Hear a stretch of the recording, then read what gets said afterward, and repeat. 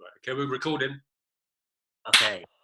Hello and welcome again Yeah. to this book review, which doesn't have a name yet. It's No, just it doesn't. Tobie's book review. Yeah, And I'm here the to. nameless film.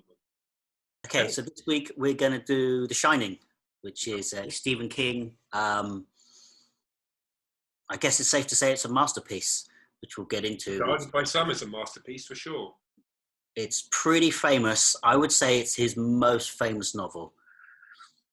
And that might be due to how iconic the film is, but it's very attached to him. People know that film came from the book. Yeah. The two, when I was trying to write thoughts and things like this for this episode, the two blur so much, the film and the book. Right. And it's like, that didn't happen in the film, but that did happen. What? And you just, it blurs very easily to... Yeah, and I think we can come back on this after we've gone through it, but that is definitely something to consider with this, is that the film is probably more seen than the book is read. Yes. And completely agree. And you've also read and seen the sequel. Yes. Also has to blur even more what happened between the book and the film. The ending is the ending's the thing that makes the sequel difficult. If you go from the film to the book or the book to the film, because the ending's very different, the two, but we'll talk about that. Right. So, yes. And with that, let's say spoiler review. Yeah. This is definitely spoiler heavy. Yeah. You haven't read or seen it? I don't know what you're doing here. It's pretty well established. Yeah. But just in case it's been on your list to read and watch and you haven't, this is spoiler heavy. So be warned. Well, come back later. What do you know about his inspiration for the book before we get into the plot? Okay, so my understanding is that he started writing a story called Dark Shine, which is about a boy with psychic powers and his family isolated and facing off against an evil. And the original story, Dark Shine, was written and set in a theme park. Okay. But he was really struggling to make it work, because he said that whenever you're trying to isolate people in a theme park, is really difficult, because all they've got to do is come out of where they are and go next door and ask for help. Right. It wasn't working, so he stalled it, parked it, put it in the background, and was having by the sounds of it, struggling with a little bit of writer's block. So he decided to take Tabitha, his wife, on holiday, and they went and stayed by recommendation in a hotel that was an hour away, called Stanley Hotel. And they arrived at the hotel as everybody else was leaving, because it was the day before the end of season and the hotel was going to close. And he spent some time in the hotel with his wife, and then they went to bed, and then he was struggling to sleep, got some inspiration, got up and went for a walk. And while he was walking around the hotel, he found the bar downstairs, and it was like closing down, but there were still people in there from a ball or something like that. They were serving alcohol. At the time, he was drinking steadily. He wasn't in his full throes of alcoholism, but it was well on his way, and it was worrying him. Okay, that is interesting, because that is a heavy theme of the book. So it's playing on his mind when he writes this. It's like it's almost an extension of his own fears of what he will become if he continues down the spiraling staircase that he was. And that proved to be the case, because a few years later, maybe 10 years later, they staged an intervention and he became sober and has been ever since. That is very interesting. It's pretty well documented, his struggles of alcoholism. I kind of assumed it was before he essentially wrote The Shining because of how it deals with that. It seemed like it was something that he'd come out of. So that's pretty interesting that he was not past the worst of it, I guess. Yeah, basically.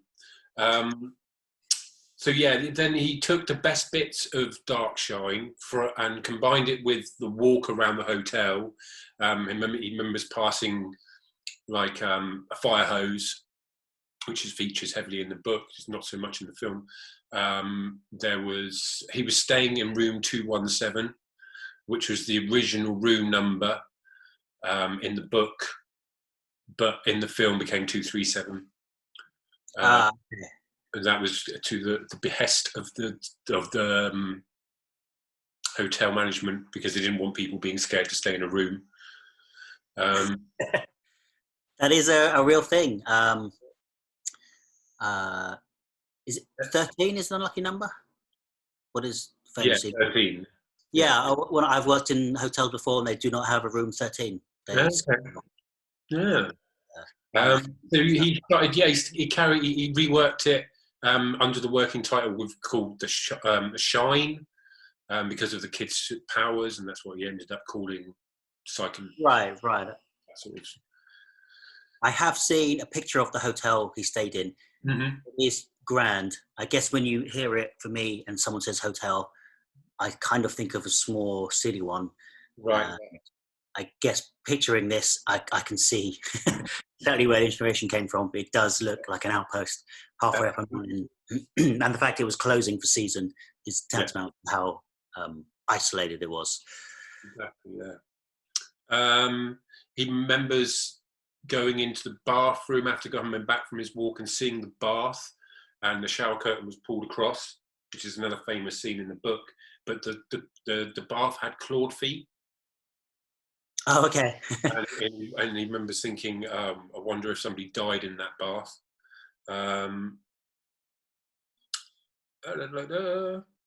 The hotel was called Stanley Hotel, but it was rewritten as the Overlook Hotel. And he wrote it as in the same structure as a 5-act play. So the book's broken down into 5 chapters, 5 key chapters. And that's mirroring what was at the time a 5-act structure for plays, apparently. That's okay. So I need to look into what a 5-act structure for a play is. I know what 3-act structure is. I guess 5-act structure is just an extension of that. With a bit more. I guess a more detailed look in. Wait a minute. Okay. So that's kind of what I know about the history of the writing of it. I don't know if you've got anything to add. I don't know. Probably should have done more research, because I'm sure it's such an old and famous book that he has spoken a lot about it. But I do. The stuff I have read in the past is ringing with the stuff you've said. There's another something I read a while back, was that the horrors that happened in the hotel in the book to create this supernatural evil, like it's sort of the worst of human capabilities. Right.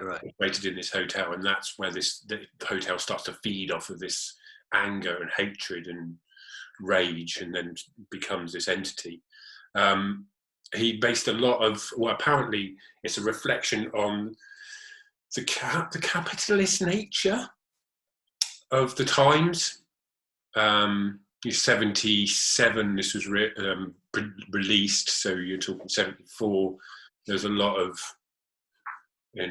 America was under sort of, I'm not quite sure, I'm probably going to talk out of turn, but, there's all of that sort of money, greed.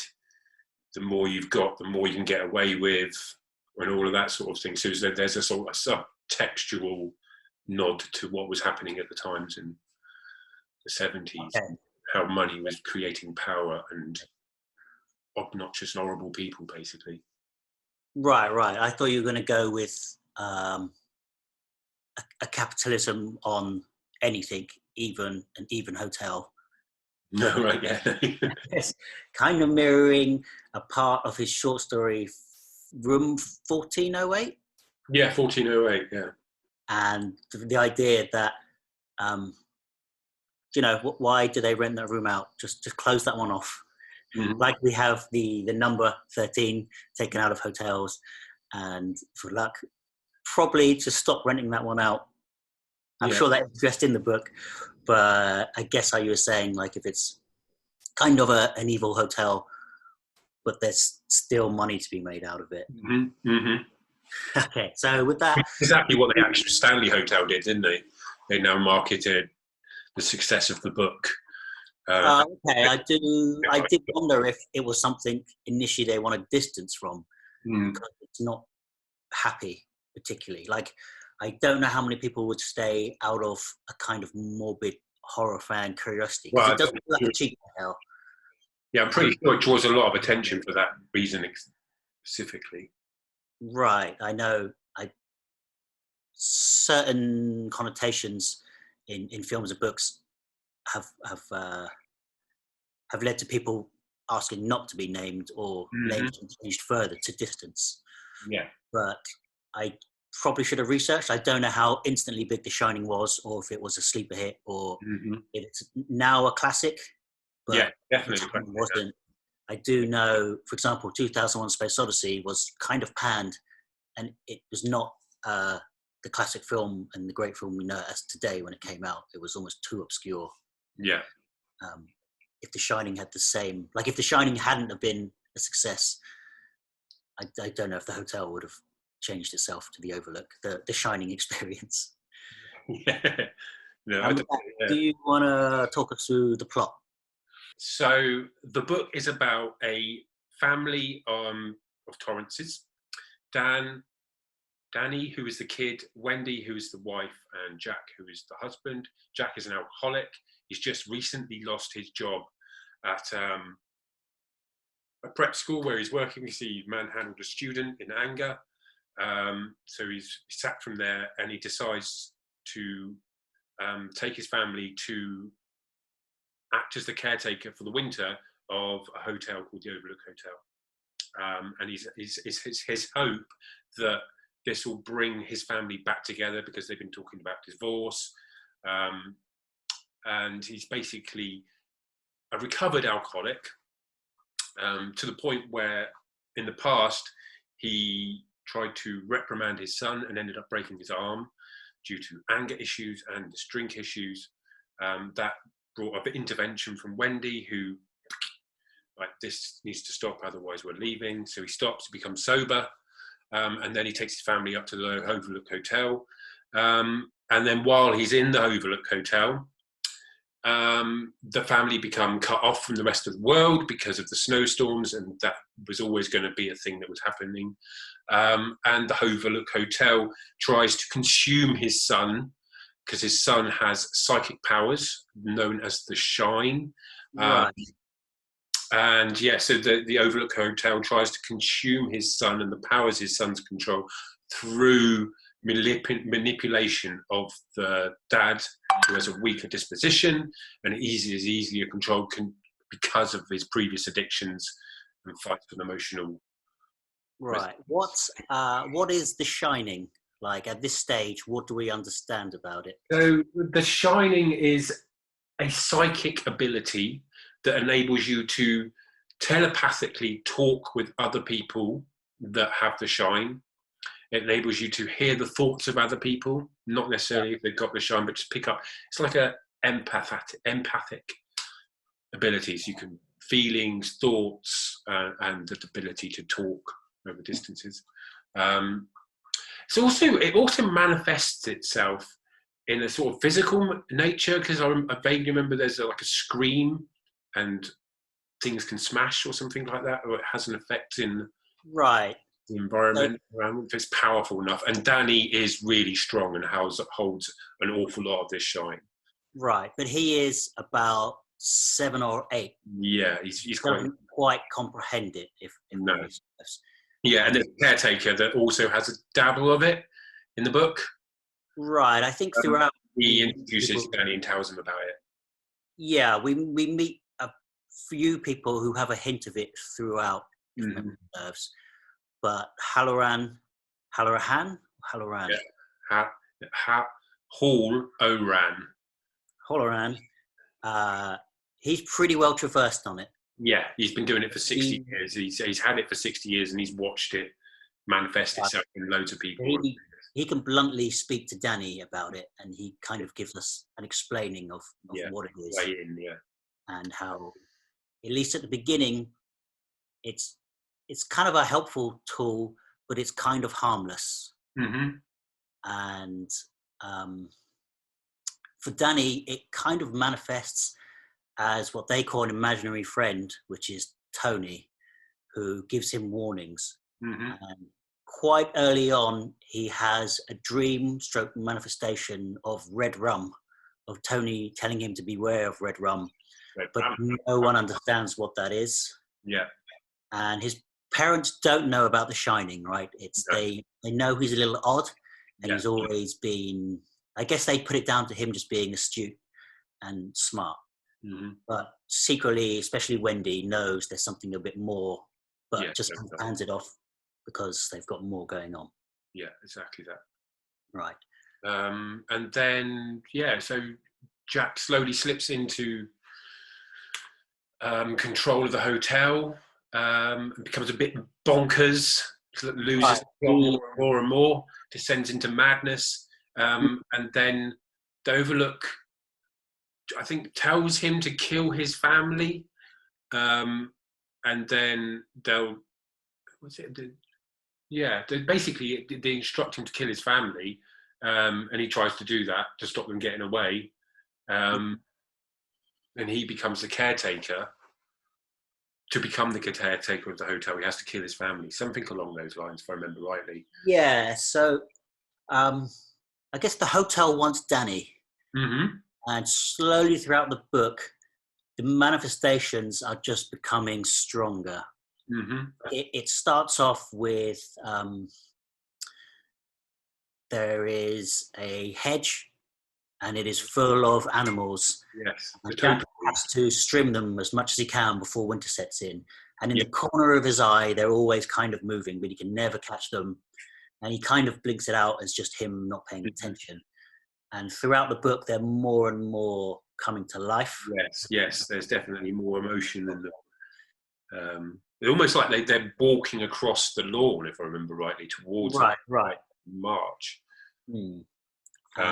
There's a really good bit in the book where he gets caught out there with them, and they almost get Danny. That was really scary, if I remember rightly, reading that. Right. And I guess of importance for the finale is that the reason there needs to be a caretaker more than anything is that there is a pressure boiler. Yeah, in the basement. Monitor, because it will blow if you leave it to its own devices. If you let the pressure build up, it'll explode. Right. That's the thing that Danny uses to get away in the climax of the film.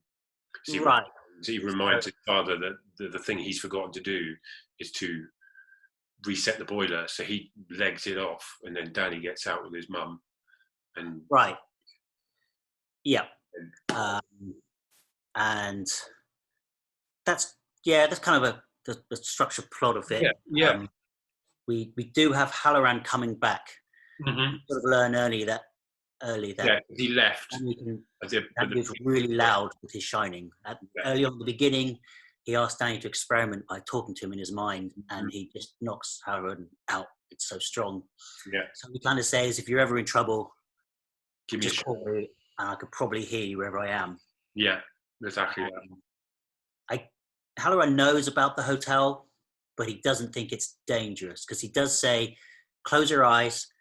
No, it's not real. There are things here, but none of them can hurt you. Yes, and he's wrong in that. Slowly but surely, they start to physically take effect. Danny's quite often just grabbed by things. Mm-hmm. There is he's pulled into a room. Yeah. Let's get the significance of the room. To put it bluntly, there's just been a horrendous death there. Yeah. We are given explanations, the backstory of the hotel.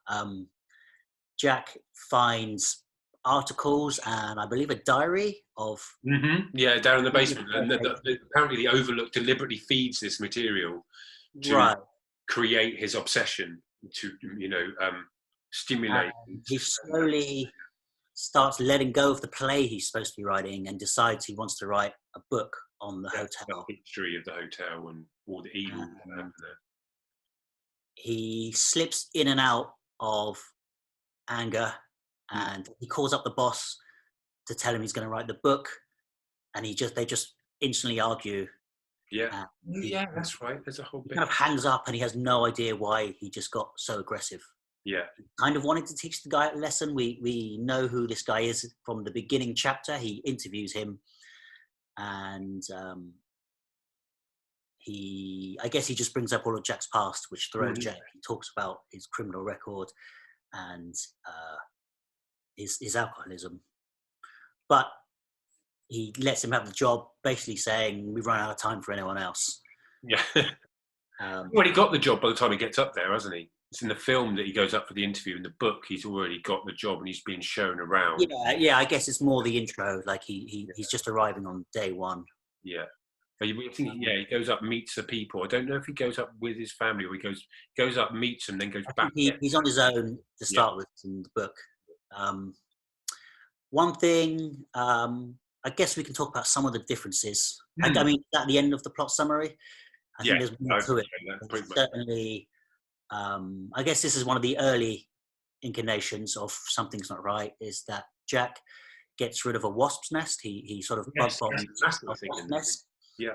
And once it's sort of finished with, he kind of gives it to Danny as not a toy, but just a curiosity thing to have. Yeah. And later on, wasps just pour out of it. Yeah. And they're kind of attacked. Wendy blames him for it, doesn't she? Yeah, we haven't really talked about Wendy. No. We probably should have. She kind of, between the three of them, they each, I guess four, including Halloran, they each kind of take a spot at centre stage. Yes, definitely. And Wendy is his kind of long-suffering wife. There's some detail about why they have to be there, because they do have a chance to leave the hotel, and that's so it's a little slower than the movie. They're not instantly snowed in. No, they're not. They are back and forth into town while the roads are open. Yeah. And there is a lot of disapproval in the past of Wendy's mother and Jack. Mm-hmm. The only option to leave the hotel would be to stay with her mother. And Danny, knowing how people feel about things, not just intuitively, but because of The Shining, says, no, we have to stay here. You won't be happy. And he kind of wants to make his dad happy. He does love his dad. At the best of times, and for me, this is what's heartbreaking about the book, is they do run really nicely as a family. Mm-hmm. And when they work. Wendy is kind of the heart. I guess she's the care of the family. Yes. And she has been on the urge of leaving Jack for a long time, but it's just one more chance. Yeah, as it always is, isn't it? And I guess the only big difference to the book is that they all survive. Halloran comes to get them, and there is infighting and a climax, but overall they each survive.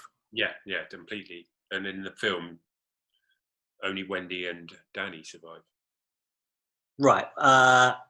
Danny and his mum survive, right? It ends with them both riding out on the tracks, but Halloran doesn't survive. He gets cast out. Which always, I don't know. My bone of contention with the film is that the whole Halloran line in the film is pointless. Yeah, he comes a long way to the chest almost as he walked in the door. And this is actually something I would have expected from a Stephen King novel, because we can talk about this when we do the Langoliers.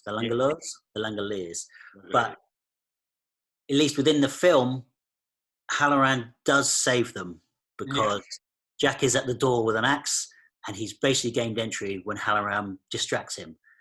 And I guess you could say that purpose, even though pretty short, was enough to get her. Yeah, to give them the chance to get away, as it were.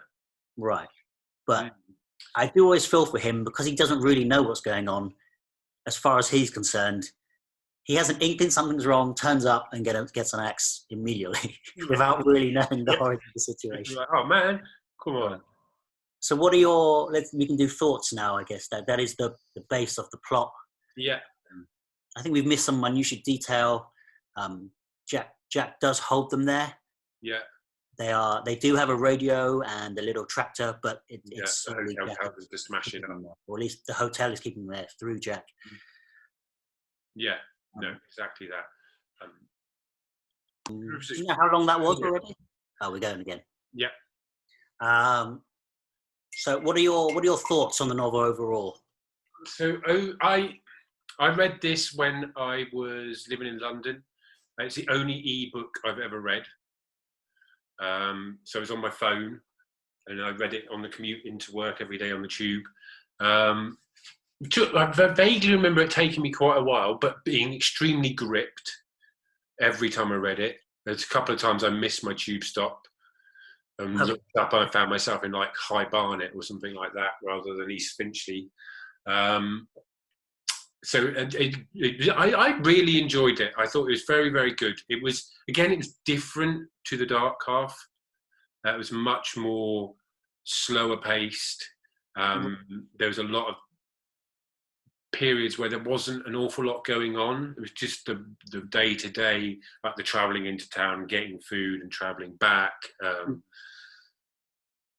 the illnesses, and just like the family dynamic and the drama that's naturally involved in being part of a family. There's a lot of exploration of that. But I found all of those things were really good. It was a very slow build and punctuated by moments of horror or just instability from one of our characters.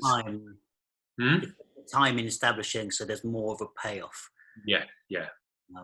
So yeah, I felt really connected to all the characters when I was reading it,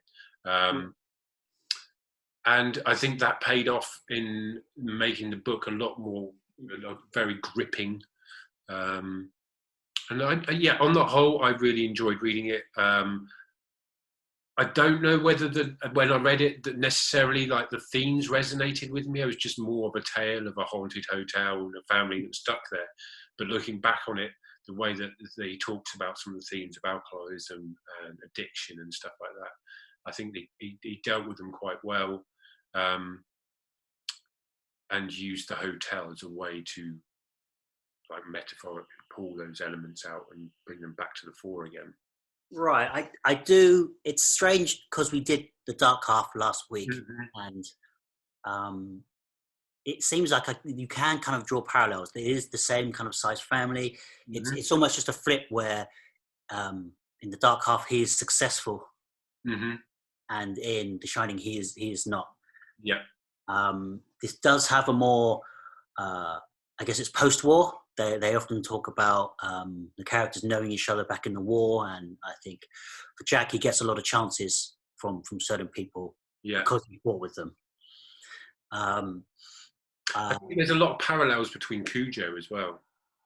Okay, I haven't read that one, but it's on the list. It's like in Cujo, it's about a dog who is slipping into insanity and trying to stop that fall into insanity, but not being able to stop it because he's rapid.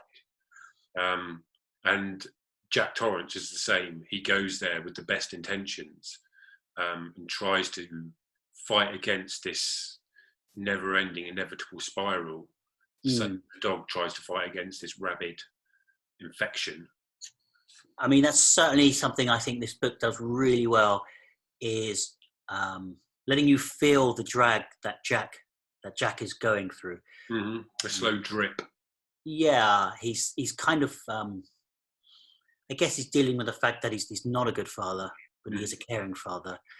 And there's certain scenes that struck out for me when he realizes that the hotel wants Danny, not him. Yeah. And he's kind of offended, and it becomes more ego. And I guess through his play and the book he intends to write, there's, I guess, not necessarily illusions of grandeur, but a feeling that he could just be someone and get something accomplished if the circumstances were right. Yeah. But he often feels, I think, hard done by. Yeah. And the switching of him being caring, and when you're in his head, him really wanting to work things out. There's scenes where he knows he should leave the hotel. Yeah. And the reasons are to protect his family. But he just gets just instantly distracted just by the smallest thing that pulls him in to invariably just needs to keep him there. Right. And it's quite a tragic path for Jack. More so Wendy, because because Wendy kind of stays strong throughout. Yeah, she is really strong in the book. And that is quite a slug that poor woman goes through. Yeah. And you can kind of see her, wanting the best of her husband as well. That's pretty nicely done. Yeah. Like there's a lot of conflict because the hotel just keeps hurting Danny. He often ends up with a handprint mark on him. Yeah, around the throat. Scratches on him because he broke his arm in a fit of rage. She instantly and obviously, because there's only 3 of them, thinks that he did it. Yeah. And despite the logic and him knowing the logic, he feels pretty hard done by it. It sort of flips the switch of his.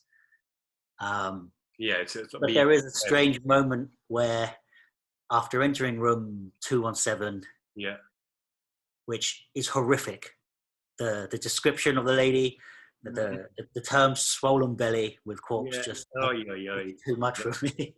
That is a stunning scene, and it's go into detail. He remembers Halloran telling him to close his eyes and know it can't hurt him, and after closing his eyes, feeling the hands on him. Yeah, that's it. Brutal. But so when Danny finally speaks, all he says is, "She did it to me," which Jack kind of becomes smug about. Yeah. He's sort of like, so did you do this? Now it's clear I didn't do it. That's one thing I have there. What else have I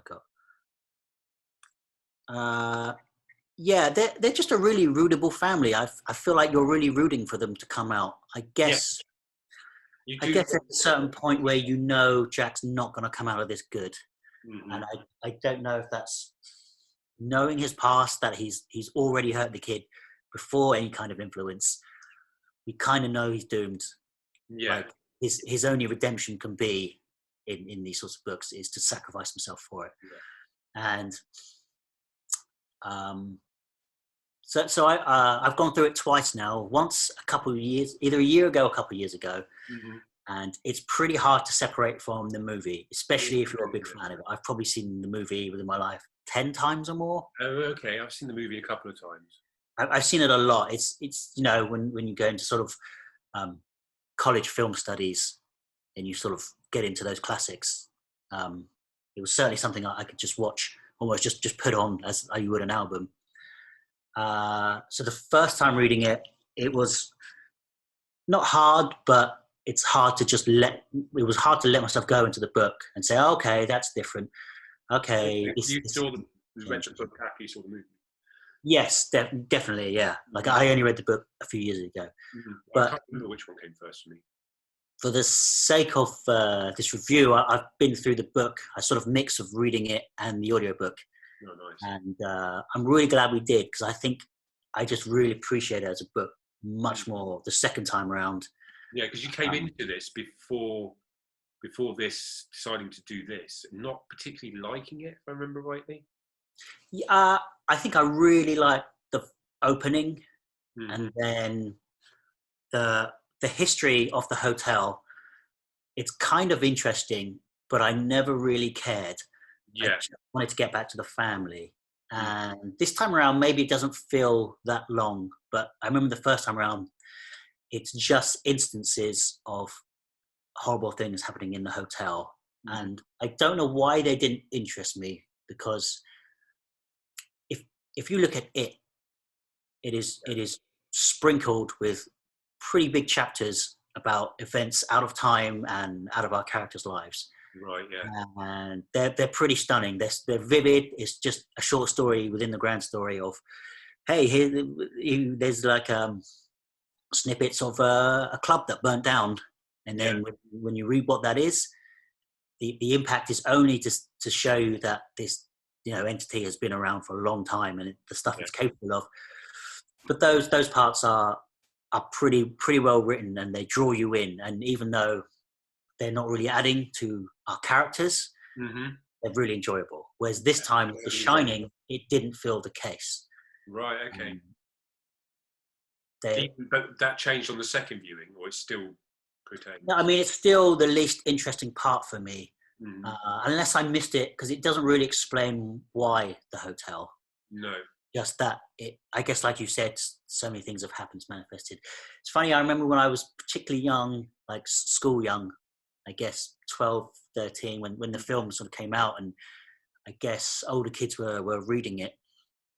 And it was one of those things that the kids talked about without really having seen or read. Or maybe one kid saw it and was telling everyone, and so everyone was talking about it, even though they hadn't seen it. The simplification when we were young was the hotel was built on an Indian burial ground. That's right. Yeah. That's not the case. Am I right? I don't believe it, no. about that. But maybe, Because that is, I wonder if someone got it mixed up with House or House is Poltergeist. Yeah. Poltergeist is on. Yeah, Poltergeist was an Indian burial ground. Right, but I do remember that people talking about another one. Right. Yeah, I'm not sure about that. I don't think so. But this time around, I was a lot more moved. I don't think I was scared particularly. I guess that he does his gruesome very well. Like the Dark Half, when he can describe things. The description of the walking corpse in room 217 is horrendous. Again, just it's a pretty short page, but it's one of those ones that he gets a lot done with a little. But the moving scenes between the family just being a family were pretty stunning this time around. I think within the climax, they are in. Jack and Danny are in an attic. Yeah. And Jack kind of comes through. Yes. Kind of fixes his head of the mask. It's kind of been done to death now.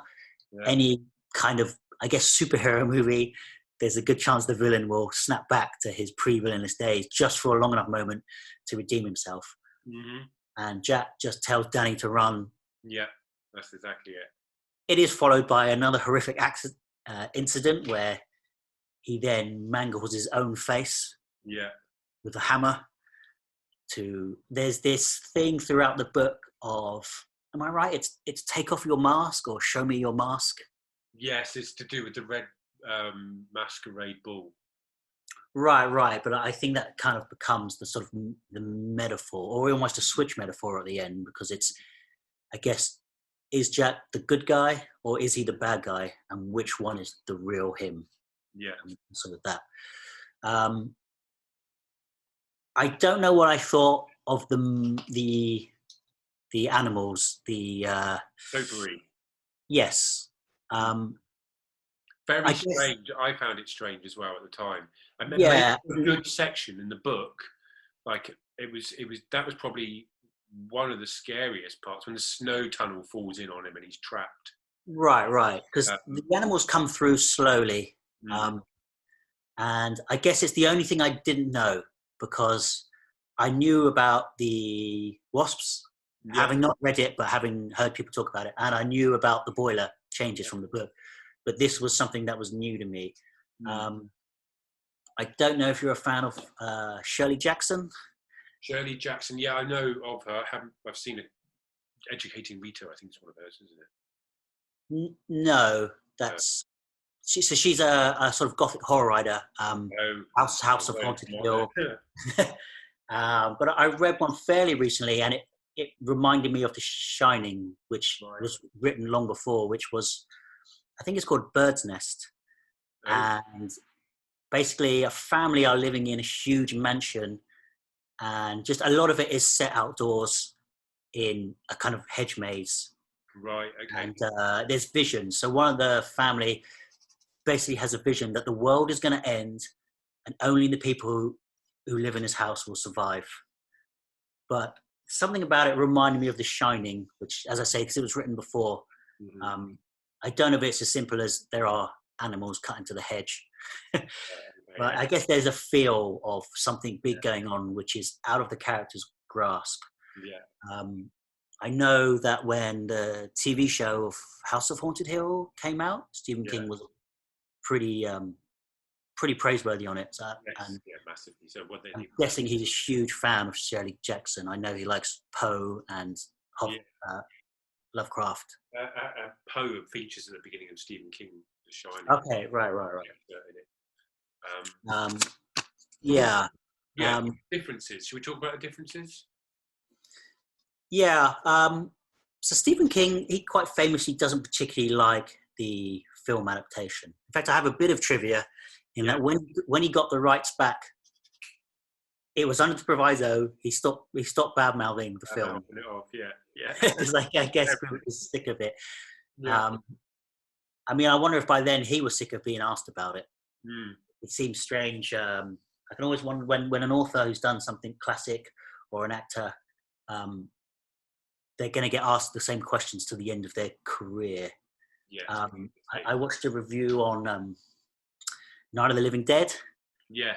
And the actor who plays Ben, they said that in the last few years of his life, he would basically give quite stroppy answers because I guess he had nothing new to say about something he did. As an end of his tether with it.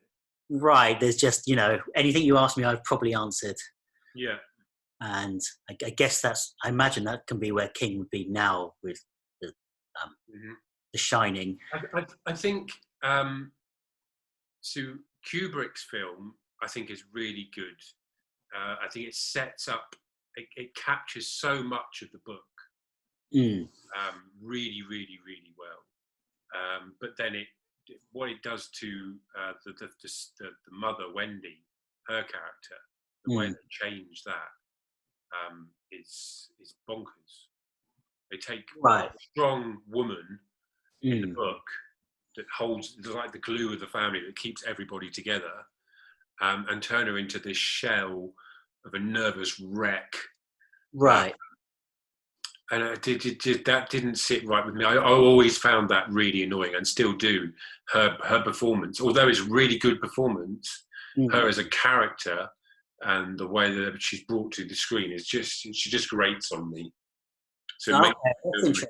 I think I guess I saw it. I don't really know. I suppose I guess they give her less to do, but she still does get the same punch points through.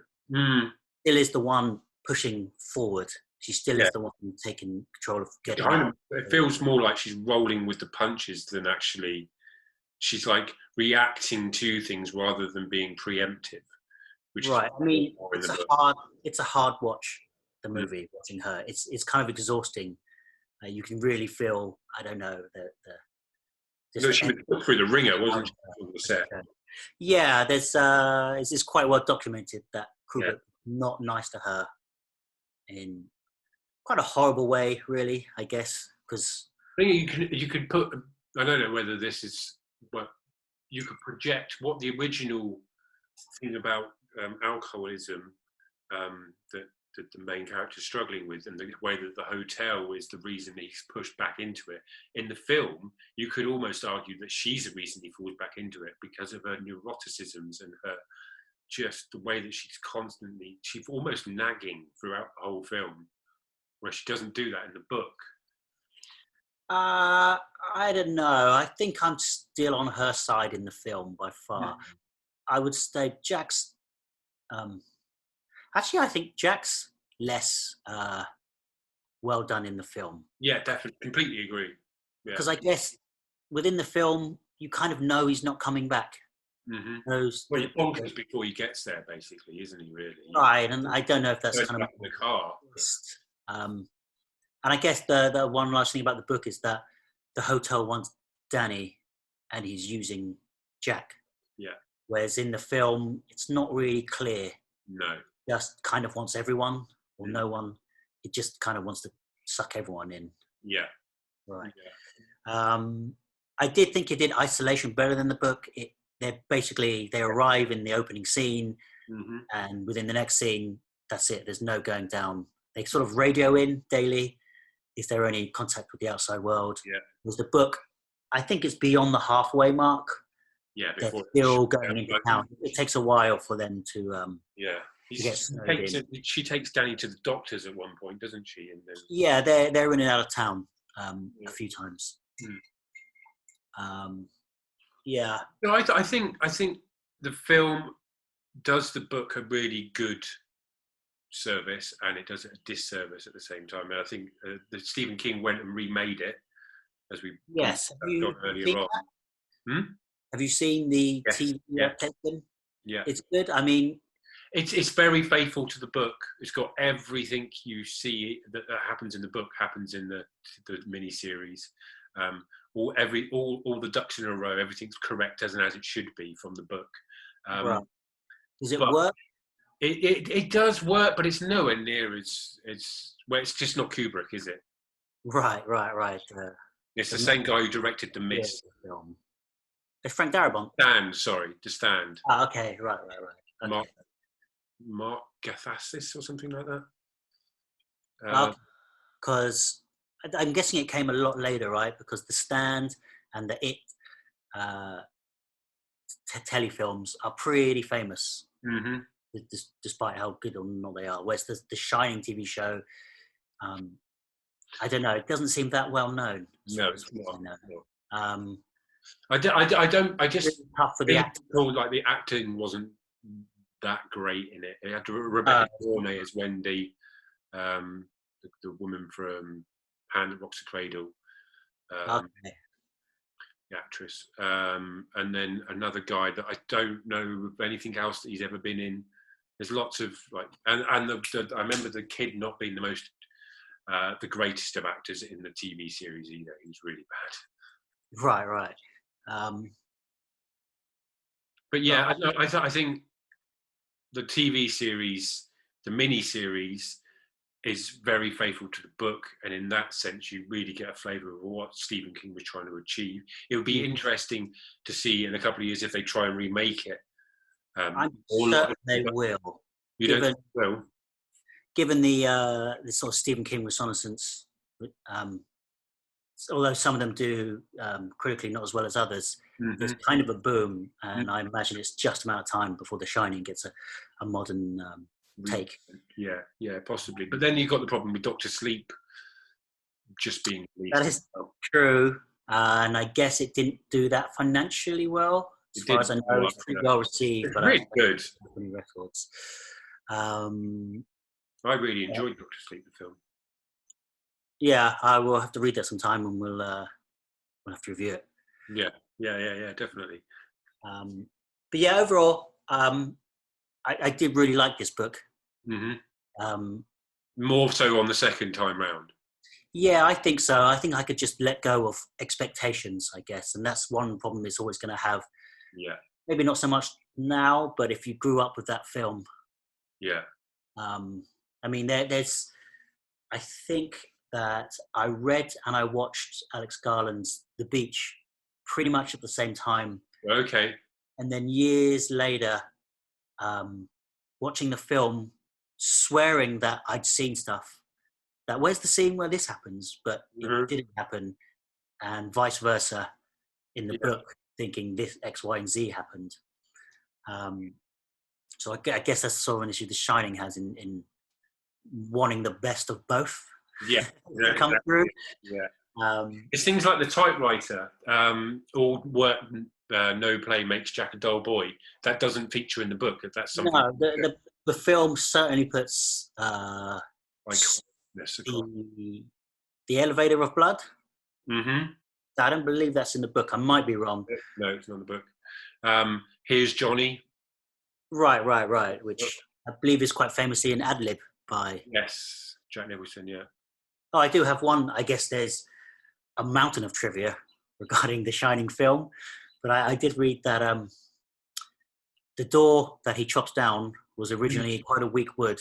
Yeah. But Jack Nicholson, having previously been a fireman, tore through it just immediately, so they had to refit the door with stronger wood to slow him down. Yeah, I can't remember that. Brilliant. Yeah, it's strange because why is this better than The Dark Half? When it's kind of similar themes, you know, the pull of success. I think it's just deeper. I'm guessing so, yeah, and I guess it takes its time with it. Like, I care a lot more about Wendy than I did, the Stark. Yeah. Stark. Yeah. Again, it's it's tough because I don't know if this comes through the film. It feels like you know someone more when you've seen them and heard them and stuff. And I guess absolutely when I was reading the book, I was visualizing Shea Duvall and the kid and Jack Nicholson. I don't know if this is covered in Doctor Sleep, but one thing I really liked, which you only get a snippet of, is Halloran'S backstory. I would really hope one day he can just gets the idea, because he talks about Vietnam, just being in the war and using the Shining here and there. I felt like I could read a whole book on a young Halloran making his way through the world. That would be quite cool.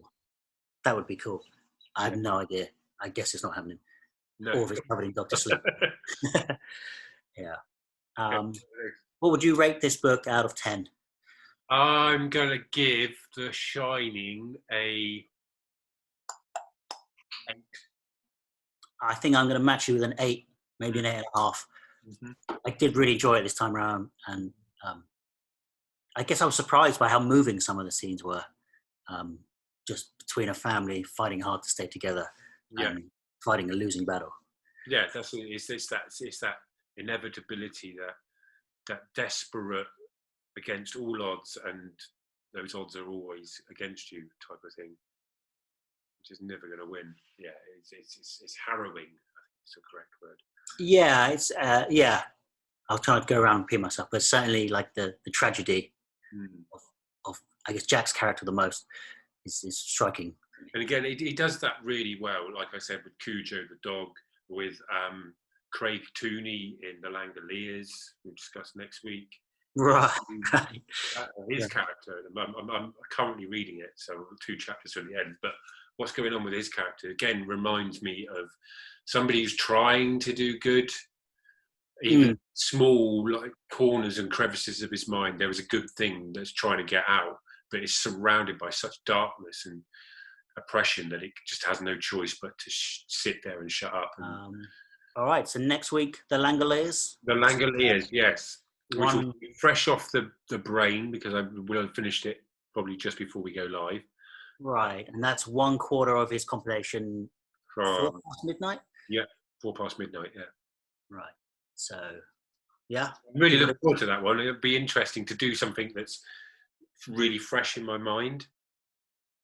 Right, yeah. Conservative thoughts. And it'll probably be a shorter episode as well, but it's quite a short book. It's true, but without spoiling next week, it's pretty fun.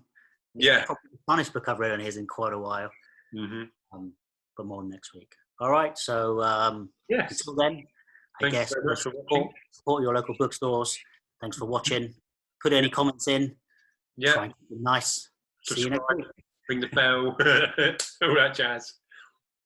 I'll see you next week. Red rum. Wicked. Bye-bye.